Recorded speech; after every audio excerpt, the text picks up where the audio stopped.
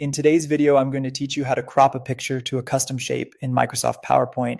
This is a fantastic way to elevate your presentations by making your images conform to creative and unique shapes that enhance your slides. Let's dive into the process step by step.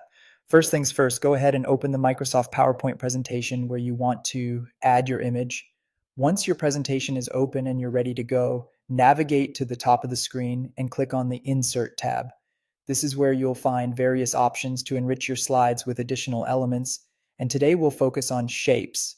Click on Shapes, and you'll see a drop-down menu displaying a wide variety of shapes you can use. For our purpose, you'll want to focus on using a freeform shape.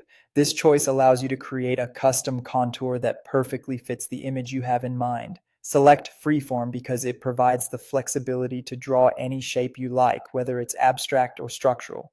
Now, with your freeform tool selected, start crafting your desired shape on the slide by clicking and dragging, creating points where you want corners or curves. Once you've outlined the perfect shape, finish it by connecting the last point back to the starting one, enclosing the area. Right-click on this shape to bring up a menu of options specifically for it. Select Format Shape from that menu. A handy panel will appear on the right side where you can now modify the shape's properties. Ensure you're in the right category by clicking on the Fill in Line option, indicated by a bucket icon. It's usually the first in the list. Under the Fill section of this panel, choose the Picture or Texture Fill option. This setting will fill your custom shape with any image or texture you select, creating that polished as you imagined effect. To add your picture, click on the Insert button located right within the same panel. Several options will pop up, but since we're focusing on a file already saved on your computer, click on From File.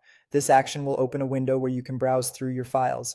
Find your desired photo, select it, and click on Insert. Almost magically, you should see your image now confined within the bounds of the custom shape you created.